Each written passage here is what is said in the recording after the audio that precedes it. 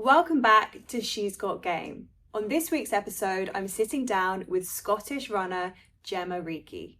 We are talking about not only the highs of her career, but also the lows that she's faced in the sport and how she's managed to navigate through them and re-find her love for running.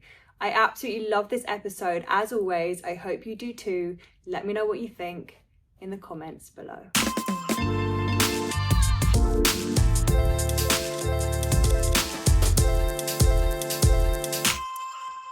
Jemma Reekie, welcome to She's Got Game. Thank you for having me. Thank you so much for joining me. You recently got married. Yeah. How is this new chapter in your personal life going? I feel like it's actually the perfect time for me. We had a lovely day and it just feels like a new chapter starting and it's so exciting. Not much has changed. No. We've lived together for so long now and we've been together for so long, but yeah, we've been in a little bubble again, which is lovely. Love that. Has your partner picked up any of your running habits? No. He does motocross, so okay. Athlete in his own right. And we both love supporting each other, but we don't both like doing each other's sports. This is so fair. How do you help keep each other grounded in your own ways? I think we just both still have so much fun. We try and speak about the sports, but also come away from them and we go home and we remember where we've grew up and what we've came from, and it's just we can support each other in really nice ways but also take each other away from each other's sports. Yeah, it's important, is it, to make sure that you're not always so in your sport that you then lose a love for it or you lose your identity. Yeah, and I think we both actually have taught each other new things about our own sports and habits that we've learned. And we've kept each other going in hard times as well. So when he's struggled with the bikes, I've tried to support him. And then there's been years when I've struggled with running and he's supported me, and you keep each other going. So important. And not everyone tends to have that support system outside of their sport, do they? No, and it's so lovely that we both do sport but in different ways, so it's not over the top. We're not talking about athletics or bikes too much, but it's like we both understand each other. Yeah, I love that. What first ignited your love for running? I started running when I was 9 years old. I hated school and I went to the school after school club cross country and I just fell in love with running, and it took on from there, and my parents could see how much I loved running, and then they took me to the local athletics club where I joined, and there was like a huge group of girls, and I just loved running, and it was such a good environment to be in as well. I just fell in love with the sport. Yeah, so that was at 9 years old. Yeah. What did that do for your mindset so young? Are you aware now, looking back, how running impacted you mentally at that age? No. I think it was an escape from school as well, because it wasn't something I enjoyed, but it was like an escape from whatever was happening. You got to the running track and all that mattered was being there with your friends, having fun, enjoying running. And I think I've tried to carry that on throughout my career, and as things have gotten intense, remind yourself like why you started, and I just loved it. Yeah. So you had access, is it the OnX track facility that you trained at?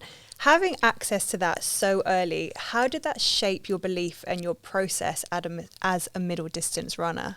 I think, having those facilities and having a proper running track and somewhere that supported us as athletes. I remember meeting up there in the old OnX, which was just an old sports centre, and they used to let us all gather inside before we went out in the rain, because there was nowhere to hide from the rain once we were on the track, and everyone was so supportive, and the coaches there were just unbelievable, and I was so lucky to have that growing up. You once described yourself as an absolute running weirdo. From my research, where did that come from? How did you view yourself as that? What was that? Where did that come from? I think as I grew up, I realised that I was different in sport than any of my friends. None of my friends really done sport growing up. There was dancing and things like that, but nobody really understood running and the competitiveness and the dedication of going to training, waking up, going for runs, especially as you get older and people are partying and different things like that. And even my family, like, no one had ever ran, so everyone was a bit like, what is going on? And like, didn't understand it fully. And I just was deep in the running world, and all my friends then became athletics people. And at school, I think even the teachers would be a bit like, it's not a career, and nobody really understood it. And I just knew so deep in me that that's what I wanted to do, and I kept it up. And there was times where all your friends were busy doing things and you couldn't be part of it, and people didn't understand it. People kind of looked at you like, what is she doing? Why is she doing all this? And I'm just so glad that I stuck in at it. And I think it was having those coaches at the athletics club and having my family's support that kept me in the sport. I was going to ask, because you referenced that there are times when people are going out partying, and we all know what that era is like when teenagers discover alcohol, and it can be like, oh my God, I'm such an adult now. How did you navigate that when I can imagine a lot of your peers were off doing that and you knew that would probably be a hindrance to your sport?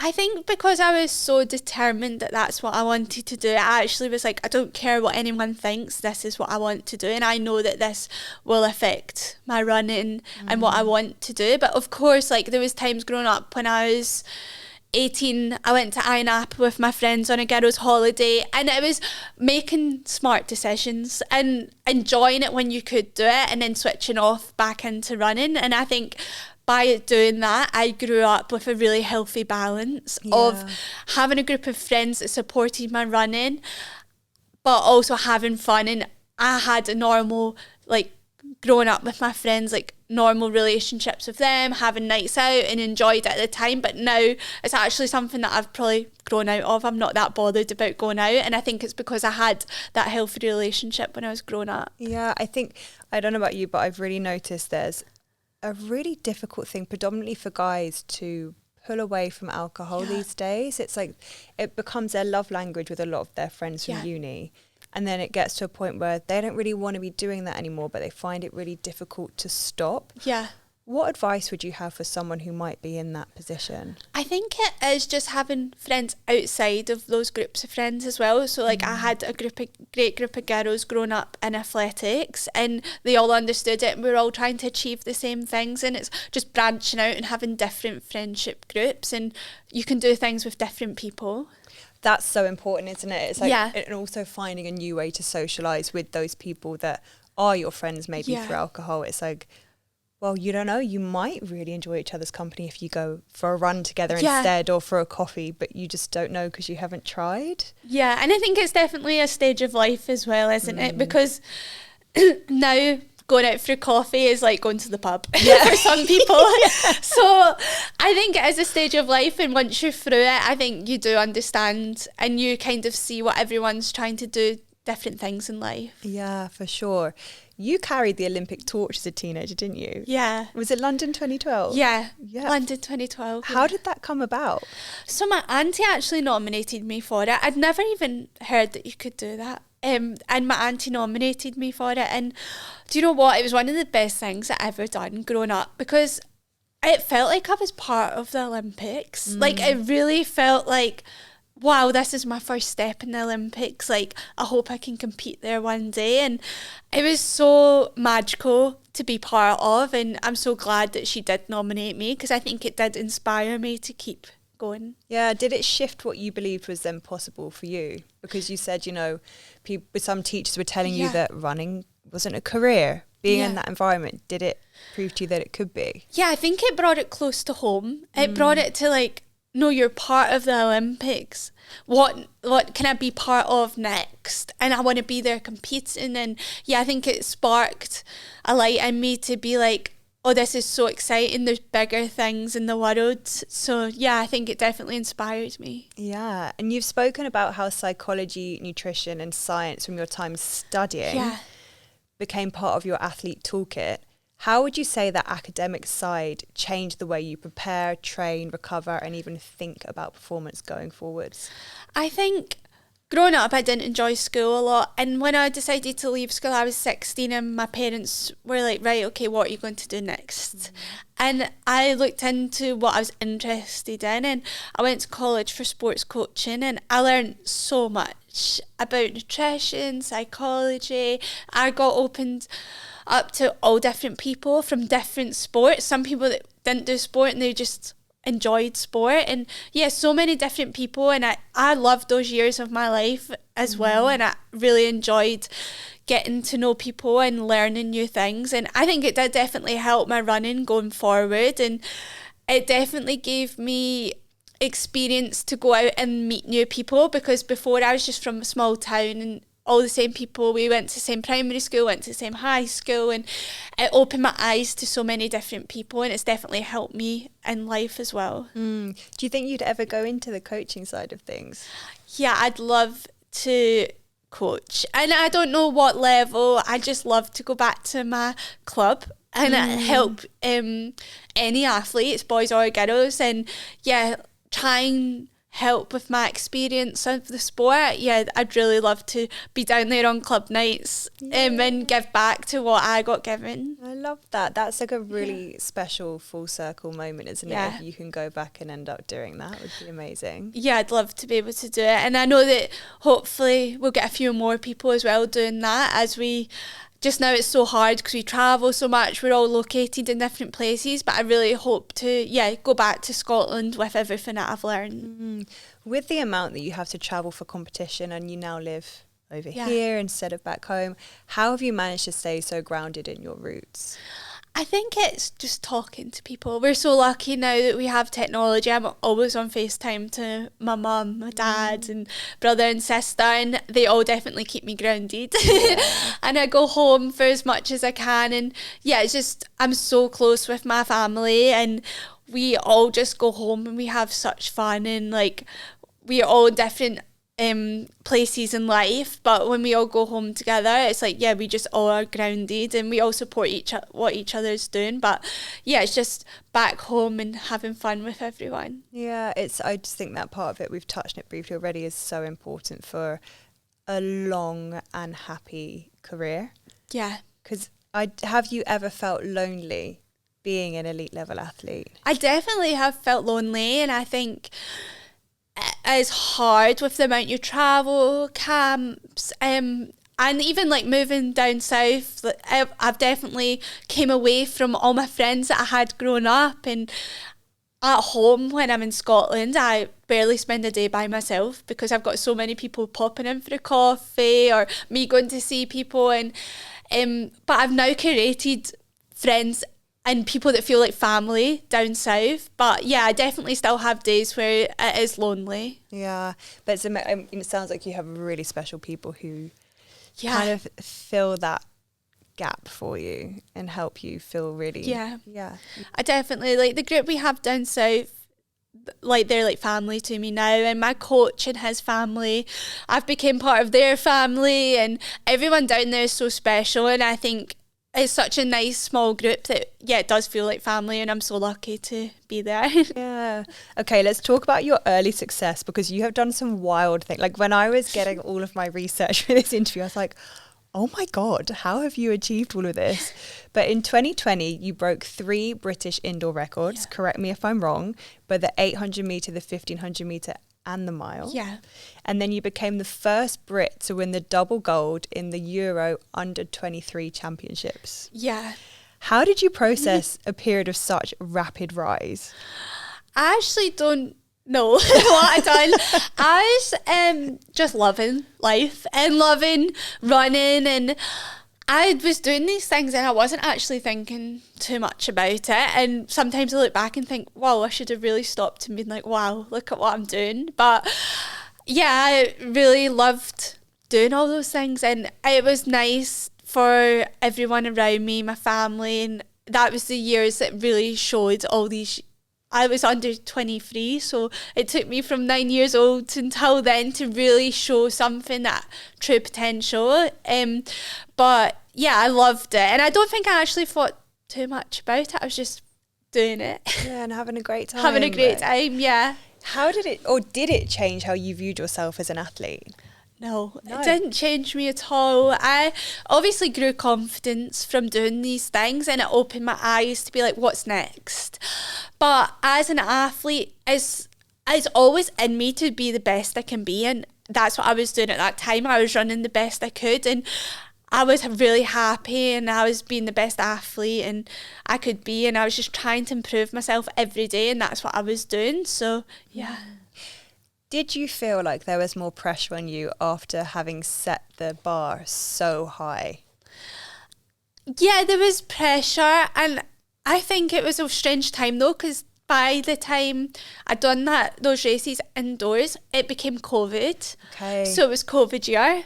So all of a sudden I'd built myself up for the Olympics, what was meant to happen that year. I was so excited.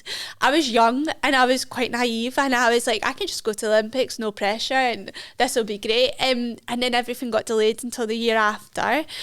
And I still probably went in with the same mindset as like, I'm young, I've got nothing, no expectations. And I think that helped at that time when I had that breakthrough, is I was still young. Whereas now it's like, okay, what am I doing?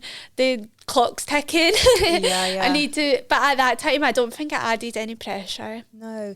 Do you feel the pressure? You said there the clock's ticking. Is that something you're conscious of? Or now that you've seen so many athletes have these really long careers, does that inspire you to go and do the same? Yeah, definitely. Like, it definitely inspires me. And I think you can have times that you think, oh, what am I doing? I'm getting older and the younger ones are coming through. But actually, there's so many people now that I keep running for longer. And yeah, I definitely don't feel ready at all to ever see life past this. But we're so lucky now to see people keep going. We see females going away, having kids, coming back. And I think the sport's changed in that way, and it's so exciting. And yeah, now I don't feel like, okay, right, I need to get a move on, because people are going for longer and longer. I think that's such a special part of where sport is now. It's not only has women's sport been put on more of a world stage, but also the fact that if you want to have a child, that's not the end of your career now. I had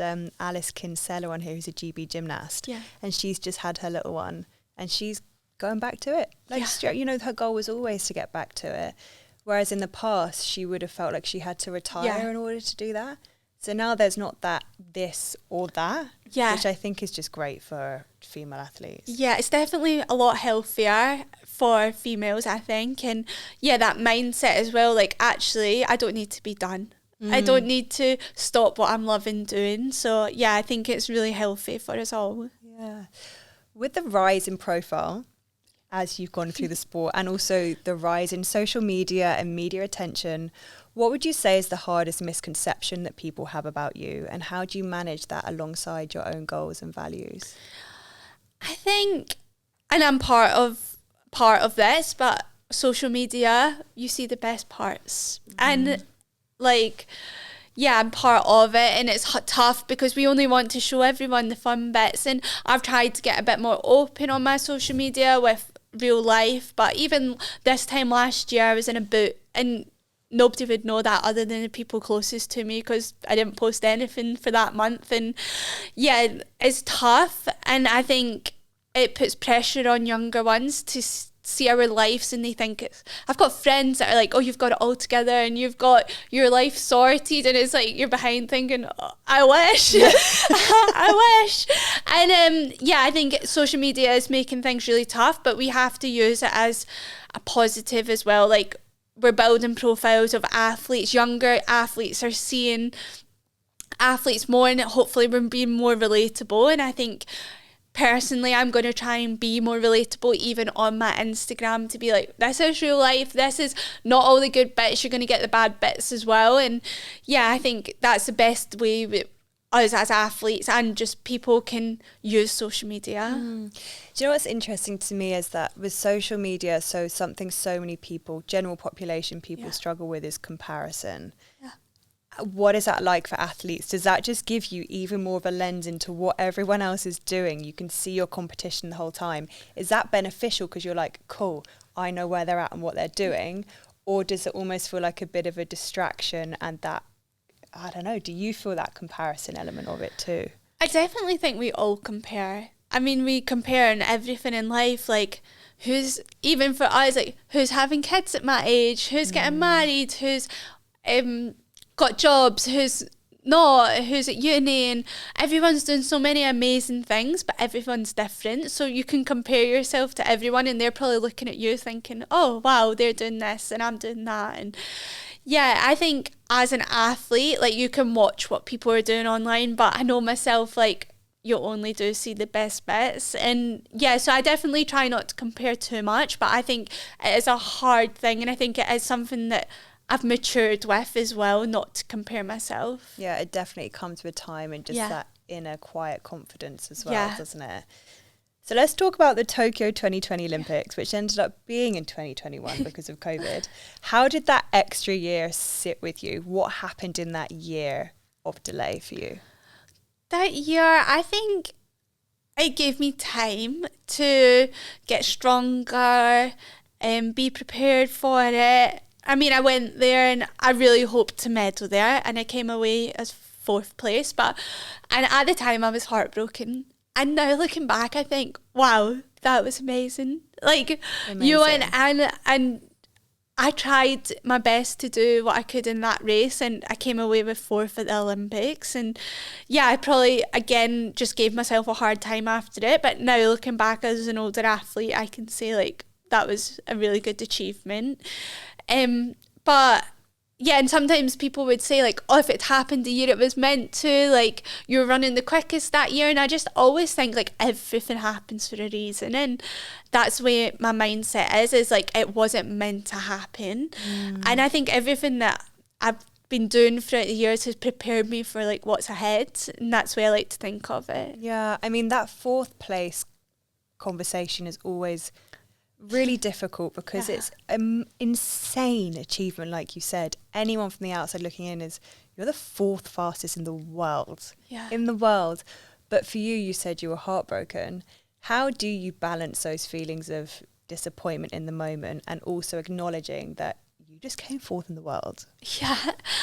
Yeah, I remember being heartbroken out there, and it was a really tricky year because it was still like COVID, so like no friends or family are out there, and it was a lonely time. I remember sitting outside after, because I couldn't sleep, and I was by myself, and you're just trying to speak to people at home and things like that. But as soon as I got home back to my family, and they thought it was amazing. They thought it was amazing that I qualified for the Olympics. So to go home and just be with everyone and, yeah, like, see their excitement about the Olympics and about coming 4th, and they don't care if I come home with a medal or not. They're just so excited for me. It was nice, but it's taken me years and years to look back and be like, that was a really good achievement. Yeah, I mean, it is incredible. Just to majorly reiterate this, it's insane. Like, that is so impressive.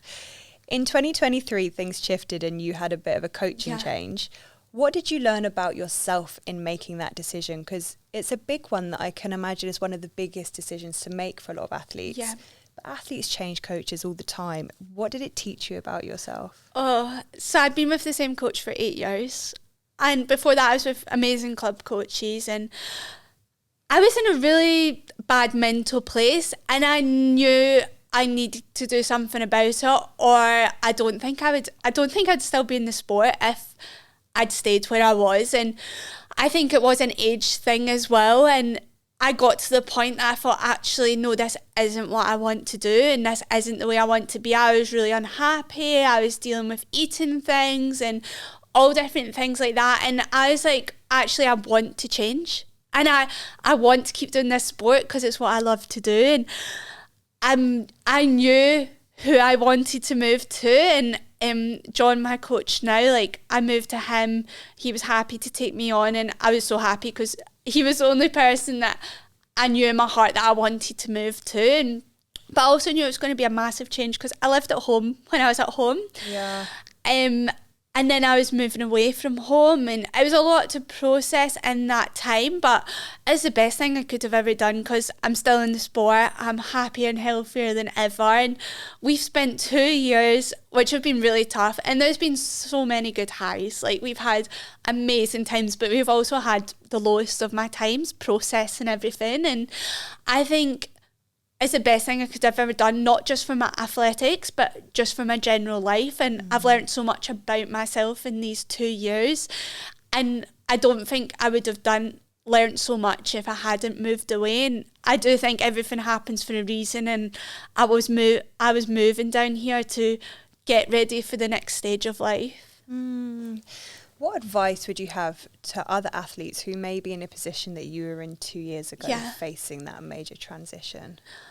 I think just jump and do it. And when it's in your gut, and I knew I had to do something, listen to yourself because you know yourself the best, and you know, what is best for you. And I think also learning that when things aren't right and when things are wrong, and truly believing in that and not being distracted about other people's opinions if something's not sitting right with you, and just believe in yourself because you do know what is right and you know what is best. And I think it's so hard in sport because you hold on to those achievements that have happened in the past and you think, this is what I need to do. I mean, I came fourth at the Olympics and I was like, well, that was an amazing achievement. This is what I need to do to keep going. And actually, sometimes you need to stop and be like, no, take the jump. And now I wouldn't have changed anything. You've spoken about that difficult time that you had. Yeah. At that time that you made that coaching change. How have you since rebuilt that belief in yourself and rediscovered the joy of running again? Yeah, I think when I changed, it was all fresh, exciting and new. And then I started working on myself. So then you have to process a lot, and that's when the lows come in because you crash. And but I'm working with amazing people now, and I've been working with Jamie, who's a breathwork coach, and I'm learning so much about myself through that. Just my coach, my training group, and then just working with new people and trying to better myself as a person and an athlete. Yeah. What would you say about your training environment that gives you the edge? Are there any rituals that you have? You've mentioned Jamie, your breathwork coach. What are those things that give you that little bit of something? I think it's just being happy, really. When I'm fast, I'm happy, and my training group are amazing as well. Like, I'm around so many inspiring athletes every day, and so many different personalities, and I think you can really learn from so many people. I don't think there's an age where you don't stop learning, and I'm picking up things from different people that I'm working with all the time, and I'm just trying to soak in all the opportunities and have fun in the process. That's so important, and it's so good to hear, because I had another athlete on earlier and we were talking about the joy of sport, and we were talking a bit about her childhood and how she just loved it. The reason she did it is because she loved it. And then as you get older and you go through these stages and you might end up being in a competitive group, but you don't love it so much. Yeah. So how do you make that sidestep or that transition so that you don't lose a love for it? Because like you said, you might not be here. Yeah. Had you not made that change? Yeah, I think that is part of it, in reminding yourself why you're in the sport. And it was at that point I was like, actually, I fell in love with the sport for the simple, just loved running. I grew up in such a nice family environment with good friends that I was learning bad habits from being elsewhere. And it's like, actually, take me back. What have I learned throughout the years? And okay, how can I recreate that happy environment and healthy environment? And I've had to move away from my family to do that, but they're just so happy to see me happy again and thriving. And it makes you even more grateful when you do go home and see them. But I'm just having so much fun as well. So I love that, and that's so good to hear, considering you said that you weren't in a great place. So it's amazing to hear that you are having fun now. Nerves and pressure are a huge part of sport. How have you learned to harness those and use them to your advantage? I think you're always going to be nervous. Even the best are nervous. And I think it's using that buzz to perform well and using it as excitement. And there's a lot of pressure, and like I've experienced all different kinds of pressure throughout the years coming from different places. And I think, yeah, just closing off from the pressure, and actually the most amount of pressure I put is on myself because I'm doing it because I want to do it and I want to achieve things, and that's reminding yourself of why you are doing it, and yeah, trying to just quieten the noise down and remember why you're doing it. Yeah.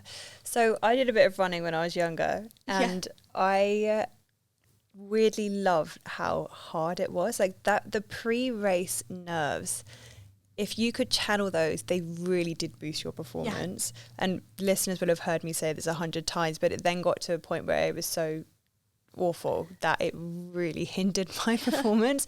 So finding that ability to channel it into excitement rather than like debilitating fear is such a skill for someone who's listening, who might be at that point where it used to help improve their performance, but now they're finding it really hard to kick into that competitive mode and gear. Do you have any tips that might help them make that shift? I think it's tough because I'm still learning it myself. Yeah. And I mean, some days are harder and some days are easier, and some days you channel it right. I mean, get me down the track for a time trial, I'm buzzing, I'm so excited, like that's me in my element. But then obviously when you go to race, there's different pressures and different nerves that come in on those days, and it's something that I'm still learning. But I think it is just like, you feel that way because you want things to go so well, and because you want things to go well because you love it so much. So it's just reminding yourself, like, these are good nerves, but also if it becomes too much, it's like, really, let's bring it back to basics. I'm running around in a circle twice as fast as I can. There's a lot worse things happening in the world, and trying to just be like, yeah, you're doing this because you love it, and really nothing bad's gonna happen other than putting it on yourself. Yeah.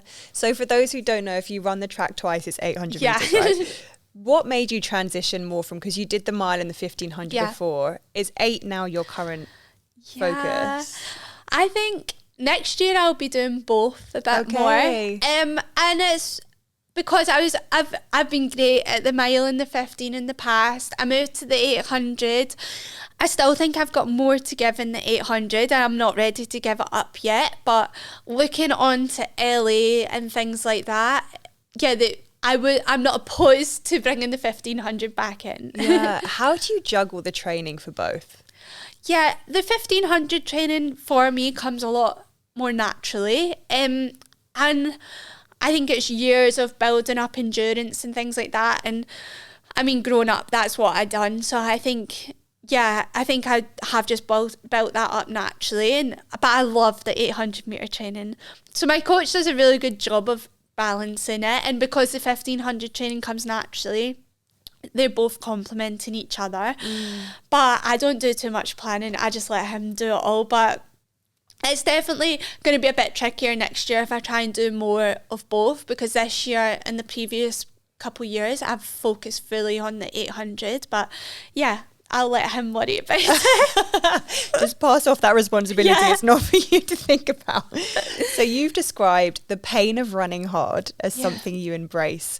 Can you share a moment when that pain paid off in a way you didn't expect?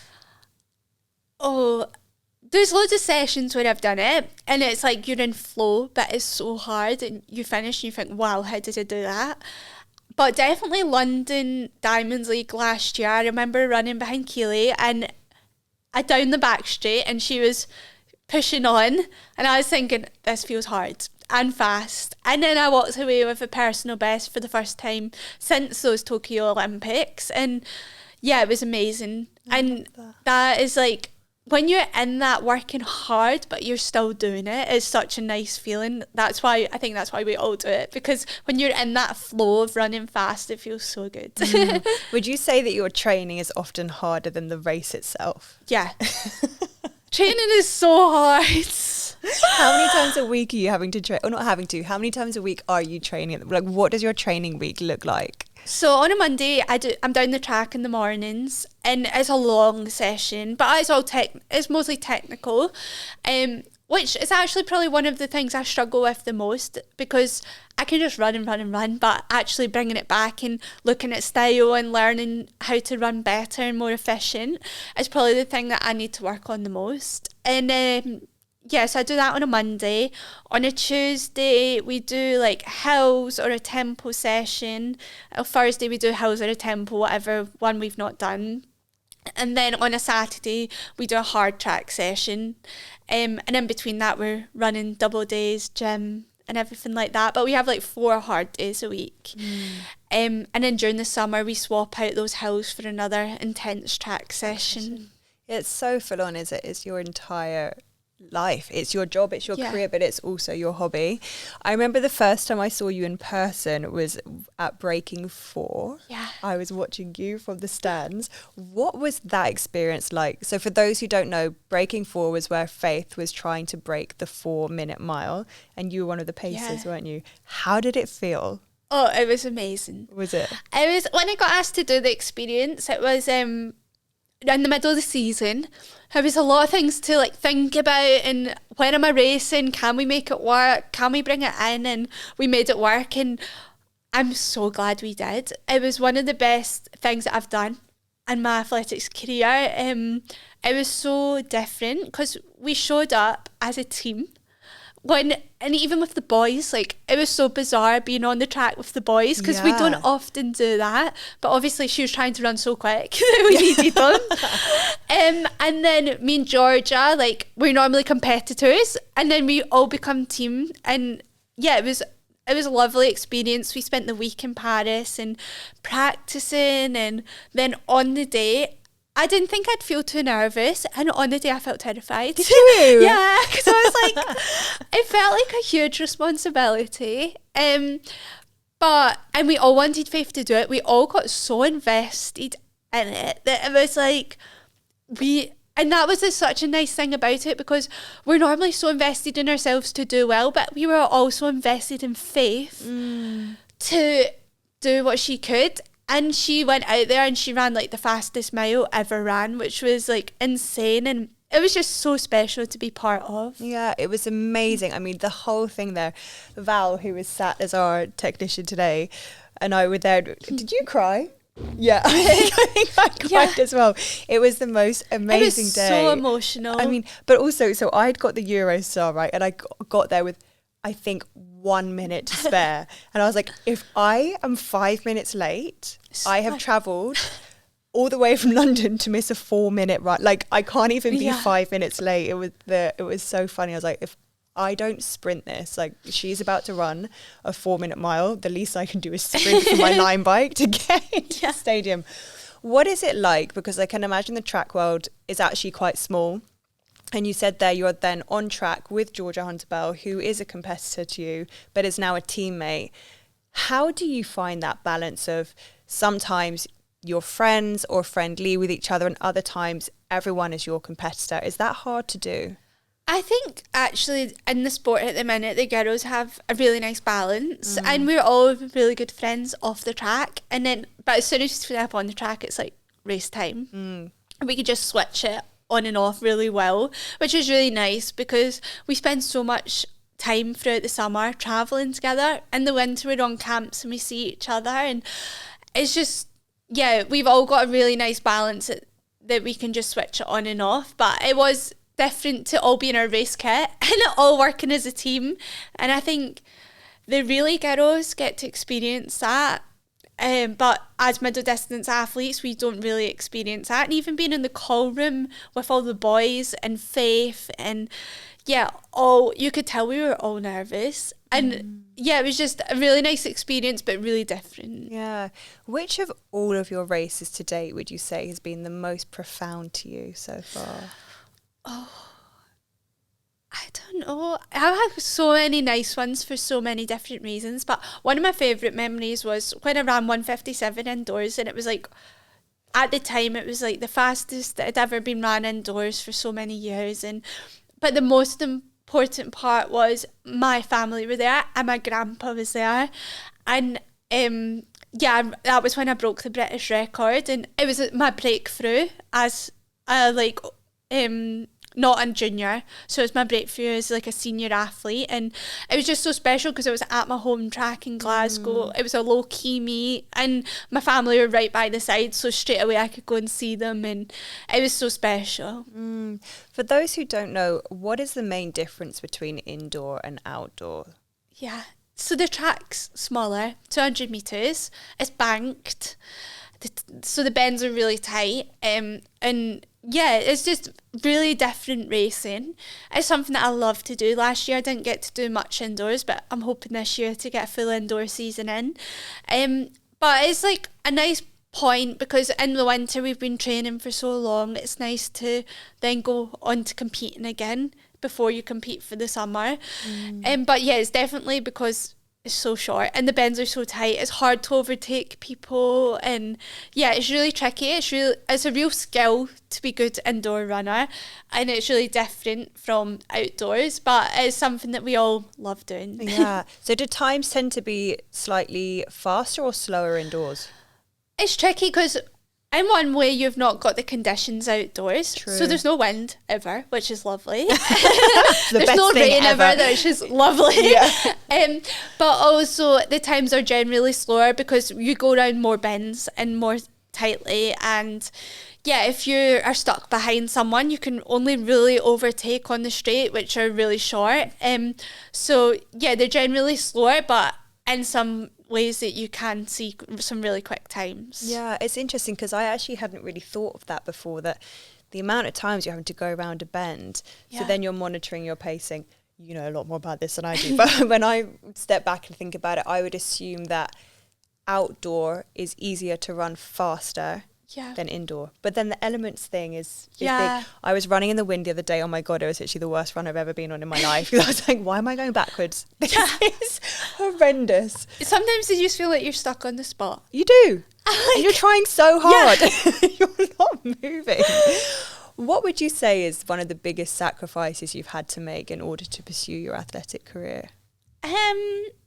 It's definitely been away from family, and it's not just from moving down south. Like, since I was 19 I went professional, and from about 17 I was going on training camps, and it's definitely been away from family. And also now my friends are getting married, my friends are having kids. I'm missing things like that, and I'm trying my best. I've not been great at it throughout the years of having a really good balance, and now I'm trying to have a really good balance and make the effort to go home when things are there. And it's making me a happier athlete as well, because you're not sacrificing as much as I'm away from home a lot. I'm trying to really use the time to go home when there's something important. And even last year, my sister done the marathon, and I didn't want to miss it. I went home, and it would have been easy just to send us text saying good luck and speak to her afterwards. But actually, to me, that was really special not to miss. And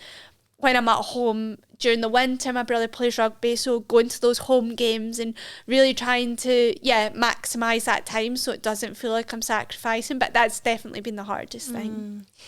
Is there an aspect of your journey so far that you haven't shared before that you think would be really helpful for others to hear? Yeah, I definitely think there's been a lot.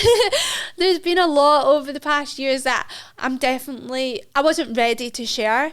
I'm definitely hoping to share more. I mean, I've started mentoring a little bit with younger athletes at my club, and there's definitely things that I've learned along the ways and I want to be more open with. And one of them's my eating throughout the years and my mental health throughout the years, and I'm in a really good place now that I'm ready to share it. And for years I've wanted to be able to say, actually I've got this going on, or I'm dealing with this, but mental health wise I wasn't ready, and it would have only pushed me further back. And I think it's me keeping my mouth shut even when you want to be like, actually I'm dealing with this. It's like, actually wait until you're ready to share it, and wait until you can help people the best you can. And it's definitely something that I want to look at moving forward.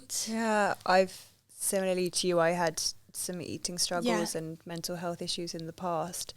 And when you do get to that point of feeling ready to share, it's so healing. Yeah. It's amazing. And you can see yourself really well. You hope you'll help, as if one person takes something from sharing your story, you've changed someone's life. Is there anything that you would want to share today? You don't have to, but is there anything you'd want to share today? I think it's just learning to be kind to ourselves and giving time, and in the same way, again, like knowing in your gut what is right and what is wrong. And I think athletics is making big moves now to make the sport healthier, and hopefully I can be part of that as well by being a voice and helping other people and in ways that we've already done that. And I think there's definitely more I can do moving forward. What do you think the athletics world as a whole could do to help improve that side with food? Because something that's prevalent in cycling and in running is that sometimes there's the thought that lighter is better. And when you haven't got all of that knowledge in your toolkit as to how to actually fuel for performance, it's such a difficult relationship to try and strike. How do you think the athletic world could do better with helping athletes? I honestly think it's educating coaches and educating them that they're not nutritionists. And I think sometimes as a coach, you can think you know a lot. Actually, you're not specialised in things. And of course, you can give advice and opinion, but actually, like, owning it and saying, actually, I don't know the answer to that, or actually, I'm not a nutritionist, or things like that. And I think we are trying as a sport to be like that. And I think it's a bit of an old-fashioned way of thinking, and coaches think, oh, this is what's worked in the past. But actually, when you look at us all on the track, we're all different shapes and sizes. And I think as athletes, like, we are looking at ourselves basically in bikinis on the start line. And we are picking ourselves apart already because that's where we are. We want to be the best, and we're very critical of ourselves, and in ways that's what makes us so good at what we do. But it's also what we can self-sabotage with, and it's just being responsible and trying to educate yourselves more. And I think that's what the sport is trying to do now, is educate coaches that they're not psychologists, they're not nutritionists. Yes, they're amazing people and they're giving up their time and they're trying to coach us on the track and they're learning more and more, but it's trying to make them learn more as well, and them to realise, like, what can I do to better myself? It's like, actually, I don't know everything. It seems from the outside looking in that there has been a bit of injection of whether it's funding or money into athletics. Like, there's definitely a rise in the athlete's potential of earning, but also prize money. Like, you've seen with a few of the competitions recently, like 60k landing in their bank account straight away.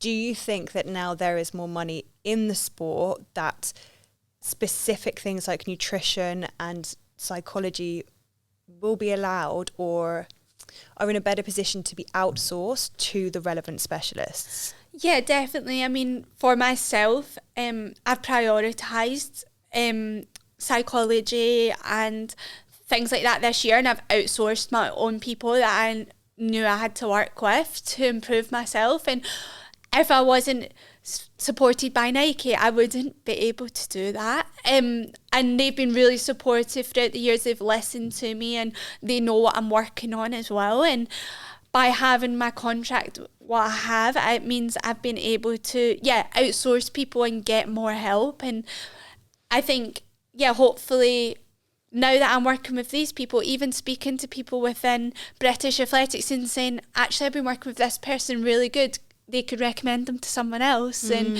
we've also got great people within the system as well, and they're learning off of different people. And it seems like we're all working as a team more, whereas in the past it's been very individual.